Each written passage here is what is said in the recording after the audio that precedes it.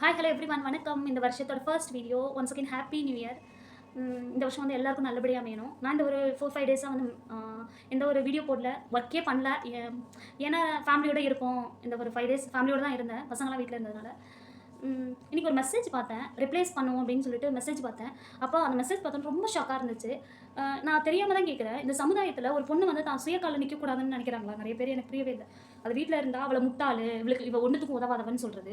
வேலைக்கு போனால் வீட்டை பார்க்க மாட்டேங்கிறா, குழந்தைகளை பார்க்க மாட்டேங்கிறா, ஃபேமிலியை பார்க்க மாட்டேங்கிறா, வேலைக்கு போயிடுறா கிளம்பி அப்படின்னு சொல்கிறது. வேலையில் வீட்டில் இருந்துட்டு ஃபேமிலியும் பார்த்துட்டு பிஸ்னஸையும் பார்த்தா இவ வீடியோ போட்டு ஆர்டர்லாம் எடுத்து தான் இது பண்ணுறா அப்படின்னு அசால்ட்டாக பேசுறது.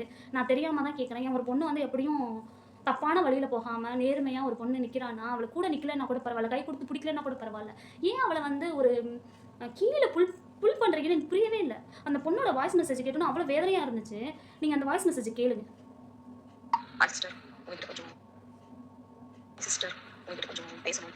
என்னன்னா, நானும் ஐடி பிசினஸ் இப்போ பிசினஸ் ஸ்டார்ட் பண்ணிருக்கேன். ஒரு 4-5 வீடியோ தான் போட்டிருக்கேன். ஸ்க்ரீன்ல நம்பர் கொடுத்துருந்தேன். தேவையே இல்லாமல் அன்வான்டான மெசேஜஸ், வீடியோ கால்ஸ், இந்த மாதிரி கால் பண்ணி வேற பாசையில் பேசுறது, இந்த மாதிரி நிறைய என்கொயரிஸ் வருது. என்ன பண்ணுறதுன்னு தெரியல. அப்படியே உடச்சிக்கலாமா, இல்லை போய் தற்கொலை பண்ணிக்கலாமா அப்படின்னு சொல்லிட்டு ரொம்ப மன அழுத்தமா இருக்கு. நீங்க எப்படி இதெல்லாம் சமாளிக்கிறீங்க? நீங்க எவ்வளவு நாளா பிசினஸ் பண்றீங்க? எந்த ஊர்ல இருக்கீங்க? ஸோ கொஞ்சம் டீடைல்ஸ் சொல்லுங்க. இந்த மாதிரி பிசினஸ் குள்ள இருக்க லேடிஸ் எப்படி வந்து மனம் தளராம பிசினஸ் பண்ணணும் அப்படின்னு கொஞ்சம் கைட் பண்றீங்களா? தேங்க்யூ. மக்களே, இதுக்கு நான் என்ன ரிப்ளை பண்ணணும்னா, என்ன நீங்களே சொல்லுங்க. ஒரு பொண்ணை வந்து இந்த அளவுக்கு வந்து மனசை வந்து கஷ்டப்படுத்துற அளவுக்கு அவங்க என்ன பண்ணிட்டாங்க? பிஸ்னஸ் பண்ணுறாங்க. இதில் வந்து மற்றவங்களுக்குலாம் என்ன பிரச்சனைன்னு எனக்கு புரியல. ஸோ இன்னொன்று நான் அந்த சிஸ்டருக்கு சொல்கிறது என்னென்னா, சிஸ்டர் இந்த பிஸ்னஸில் வரணும்னு நீங்கள் நினச்சிங்கன்னா எந்த ஒரு பேட் கமெண்ட்ஸ்க்கும் காது கொடுக்காதீங்க. பேட் ரிவ்யூஸ்க்கும் காது கொடுக்காதீங்க. பேட் ரிவ்யூஸ் கொடுக்குறாங்கன்னா அவங்க ஜென்யூனாக இருந்தாங்கன்னு வச்சுக்கோங்க, அவங்க கண்டிப்பாக நம்ம நல்லதுக்கு தான் கொடுப்பாங்க. அதுலேருந்து நீங்கள் கரெக்ட் பண்ணிக்கோங்க. ஸோ இப்போ நான் நைட்டியை சேல் பண்ணுறேன்னு வச்சுக்கோங்களேன். இந்த நைட்டி வந்து இது கொஞ்சம் ஸ்டிச்சிங் கொஞ்சம் குவாலிட்டி இன்க்ரீஸ் பண்ணுங்கள், இது மட்டும் தான் இன்க்ரீஸ் பண்ணும், குவாலிட்டி இந்த இதில் இன்க்ரீஸ் பண்ணுங்கள், இந்த நைட்டி நல்லா இருக்குது அப்படின்னு சொன்னாங்கன்னா அதுலலாம் ஃபோக்கஸ் பண்ணுங்கள். ஸோ நம்ம பிஸ்னஸ்க்கு அது ஹெல்ப்ஃபுல்லாக இருக்கும். ஆனால் நம்ம நல்லாவே இருக்கக்கூடாதுன்னு நினச்ச ஒருத்தவங்க வந்து தேவையில்லாமல் நீங்கள் ரொம்ப நல்லா இருக்கீங்க, நீங்கள் நல்லா தான் பேசுகிறீங்க, நீங்கள் அப்படி இருக்கீங்க இப்படி இருக்கீங்க அப்படின்னு தேவையில்லாமல் ஒருத்தவங்க மெசேஜ் பண்ணாங்கன்னா அதை நீங்கள் பெருசாக எடுத்துக்காதீங்கன்னு தான் சொல்லுவேன். அவங்களுக்கான உங்கள் வாழ்க்கை கிடையாது சிஸ்டர், உங்களுக்காக தான் உங்கள் வாழ்க்கை. மொத்தம் ஒரு மனுஷனோட சராசரி ஆயுட்காலம் 60 வருஷம் தான். அதில் 30 வருஷம் தூங்கியே கழிச்சிட்றோமா. மீதி இருக்க அந்த 50% ரொம்ப ரொம்ப கம்மியாக தான் நம்மளை பற்றி நம்ம திங்க் பண்ணுறது. அதுவும் பொண்ணுங்க பொதுவாகவே அவங்களோட எய்ம் என்னன்னு கேட்டிங்கன்னா மேக்ஸிமம் வந்து அவங்க குடும்பம் சார்ந்த ஒரு எய்மாக தான் சொல்லுவாங்க. காரணம் என்ன தெரியுமா? அதுதான் அவங்க உலகமே. என்னையும் சேர்த்து தான் சொல்கிறேன். அவங்க சந்தோஷமாக இருந்தாலே நம்ம சந்தோஷமாக இருக்க மாதிரி. உங்களுக்காக வாழ்றாங்களா, அவங்களுக்காக மட்டும் திங்க் பண்ணுங்கள். ஒரு ஆளாக இருந்தாலும் பரவாயில்ல, அவங்களுக்காக மட்டும் திங்க் பண்ணுங்கள். இந்த மாதிரி ஆளுங்களெல்லாம் ஃபஸ்ட்டு பிளாக் பண்ணுங்கள். முடிஞ்சால் அவங்க கண்ணுக்கு எதிர்க்க இருந்தால் திட்டி விட்டுருங்க, இல்லையா ஒதுக்கி போயிடுங்க. சில பேர்கிட்டலாம் பேசி ஜெயிக்க முடியாது, அவங்க வந்து அப்படி தான் என்ன பண்ணாலும் அவங்க திருந்தவே மாட்டாங்க அப்படின்றவங்கள்ட்டேருந்து ஒதுங்கி போகிறது தான் பெஸ்ட் ஆப்ஷன். அதுக்கு பேர் பயந்து போகிறதில்ல, ஒதுங்கி போகிறது. ரெண்டுக்கு வித்தியாசம் இருக்குது. இதெல்லாம் நான் கடந்து வந்திருக்கேன். ஆரம்பத்துலலாம் ரொம்ப பயப்பட்டேன் ஃபஸ்ட்டு பிஸ்னஸ் வந்தப்போ, ஒரு 8 வருஷம் முன்னாடி. அதுக்கப்புறம் அதோட பெரிய விஷயம் இல்லை. ஸோ உங்களுக்கான வாழ்க்கையை, உங்கள் மூளையை உங்களுக்காக மட்டும் பயன்படுத்துங்க, உங்களுக்காக மட்டும் செலவு பண்ணுங்கள். இதெல்லாம் கடந்து வராமல் ஒரு பொண்ணோ ஒரு பையனோ சக்ஸஸ்ஃபுல் லைஃப் வாழவே முடியாது. என்ன லேடிஸாக இருந்தாலும் அவங்க வீட்டிலே இருந்தாலும் அவங்களுக்காகலாம் வரத்தான் செய்யும். ஸோ சும்மா வெட்டியாக அந்த வீடியோவை பார்த்துட்டு, இந்த வீடியோவெல்லாம் பார்த்துட்டு தேவையில்லாமல் அந்த நெட்டை என்ன பண்ணுறது, அந்த ஜிபிஎல்லாம் வந்து வேஸ்ட் பண்ணாமல் எதையாவது யாருக்காவது பண்ணுவோம். மாட்டுனுச்சுன்னா நல்லாயிருக்கும் அப்படின்னு சொல்லிட்டு இந்த ஃப்ளூக்கில் அனுப்புகிற அந்த தெண்டமாக இருக்கானுங்க பாருங்கள், அவங்களுக்குலாம் ஃபஸ்ட் ப்ரிஃபரன்ஸ் கொடுக்காதீங்க. இந்த வீடியோ பார்த்துட்டு எனக்கும் கமெண்ட்ஸ் போட்டாலும் நான் உடனே என்ன பண்ணுவேன்னா சைபர் செல்லில் கம்ப்ளைண்ட் பண்ணிடுவேன். நான் அவ்வளோ சிம்பிள். ஏன்னா நம்மளுக்காக இருக்காங்க தெரியுமா, நம்மளுக்காக நிறைய நல்ல உள்ளங்கள் இந்த ஆன்லைனில் எனக்கு கிடைச்ச நிறைய நல்ல உள்ளங்கள் இருக்காங்க. எனக்கு நிறைய கஸ்டமர்ஸ் இருக்காங்க. அவங்க எல்லாருக்கும் நம்ம ஸ்டேட் மட்டும் இல்லை, எனக்கு இந்தியா ஃபுல்லாகவே நமக்கு நிறைய கஸ்டமர்ஸ் கிடைச்சிருக்காங்க. அவங்க எல்லாருக்கும் மிகப்பெரிய நன்றி.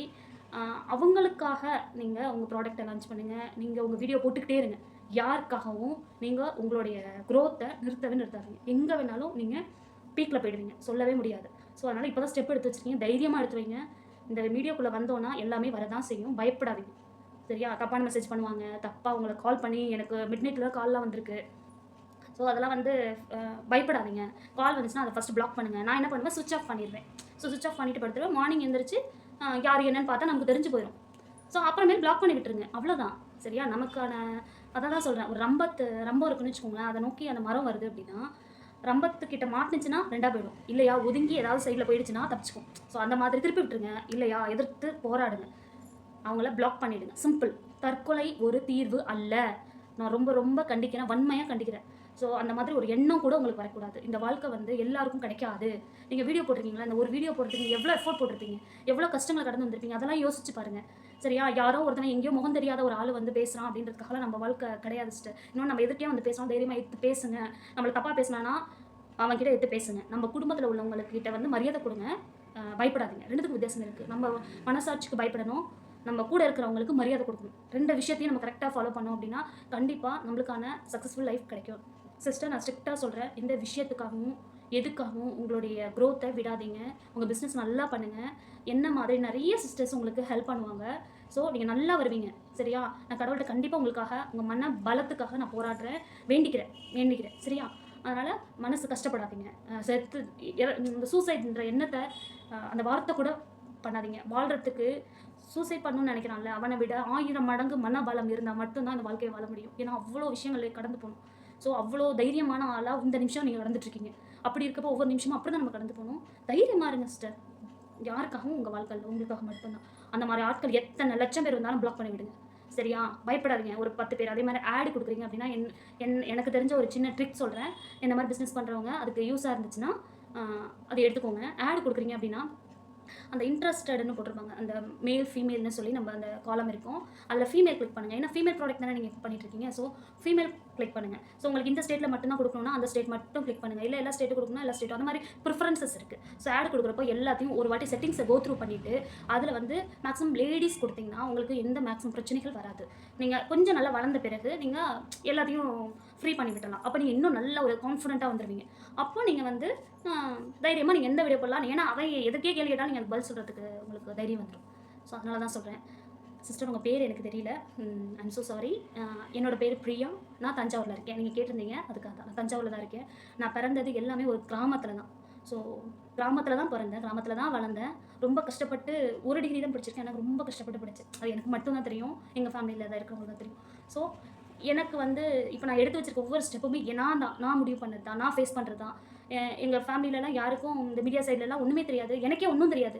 சரி, ஸ்டார்ட் பண்ணுவோமே, செய்வோமே, என்ன தப்பு இருக்குது அப்படின்னு சொல்லிட்டு நம்ம நல்ல விதமாக பயன்படுத்துவோமேன்னு சொல்லிட்டு நான் அந்த பிஸ்னஸை ஸ்டார்ட் பண்ணியிருக்கேன். ஸோ இந்த பிரச்சனைகளை நிறைய கடந்து வந்துட்டு ஒரு கிராமத்தில் இருக்கவங்க எவ்வளோ கடந்து வருவாங்கன்னு உங்களுக்கு தெரியும். ஸோ அதெல்லாம் கடந்து தான் நான் வந்திருக்கேன். என்னெல்லாம் நான் கேட்காத வார்த்தைகள்லாம் கிடையாது. ஸோ அதெல்லாம் எனக்கு பெரிய விஷயமும் கிடையாது. இனிமேல் சொன்னாலும் நான் அதை இனிமேல் இல்லை, எப்போயோ அதெல்லாம் மனசுலேருந்து எடுத்துகிட்டேன்னு வச்சுக்கோங்க. அதெல்லாம் கண்டுக்கவே மாட்டேன் சிஸ்டர். சரியா? என்னை கூப்பிட்டு என் முகத்துக்கு நேராக கேட்டால் மட்டும் தான் நான் பதில் சொல்லுவேன். எனக்கு அங்கேயே பக்கத்து இடத்துலேயே உட்காந்துட்டு என்னை பற்றி பேசினாலும் நான் கண்டுக்கவே மாட்டேன். ஏன்னா அந்த தைரியம் இருக்கிறவங்க என் மூஞ்சி நேரம் கேட்பாங்களே, என் பின்னாடி ஏன் பேச போகிறாங்க. ஸோ அதனால தான் சொல்கிறேன், நீங்கள் தைரியமாக இருங்க. யார் என்ன சொன்னாலும் நீங்கள் தைரியமாக இருங்க. அவ்வளோதான் நான் உங்களுக்காக சொல்கிறேன். இதெல்லாம் வரதான் செய்யும், எல்லாருக்கும் வரும். நீங்கள் வீட்டில் சும்மாவே உட்காந்துருந்தாலும் வரதான் செய்யும். ஸோ அதனால் அதுக்காகலாம் உங்கள் ஒர்க்கை விட்டுறாதீங்க. தப்பான எண்ணங்களை மனசில் உள்ளே வச்சிடாதீங்க. ஸோ ஃப்ரீயாக இருங்க, ஜாலியாக உங்கள் வேலையை ஃபோக்கஸ் பண்ணிகிட்டே இருங்க. நம்மளுக்கான ஒரு நாள் கண்டிப்பாக வரும். நானும் ஒரு நாள் ரீச் ஆவேன், நீங்களும் ஒரு நாள் ரீச் ஆவீங்க. 2 பேரும் ஒரு நாள் மீட் பண்ணுவோம். ஓகேவா சிஸ்டர்? நிறைய மோட்டிவேஷனல் ஸ்பீச் கேளுங்க, நிறைய மோட்டிவேஷனல் வீடியோஸ் கேளுங்க. நம்மள மாதிரி பிஸ்னஸில் சக்ஸஸ் ஆனவங்களோட வீடியோஸ்லாம், அவங்களோட ஸ்ட்ரகிள்ஸ் எல்லாம் பாருங்கள். ஸோ இதெல்லாம் உங்களுக்கு ரொம்ப ஹெல்ப்பாக இருக்கும், மோட்டிவேட்டிங்காக இருக்கும். தேங்க்யூ.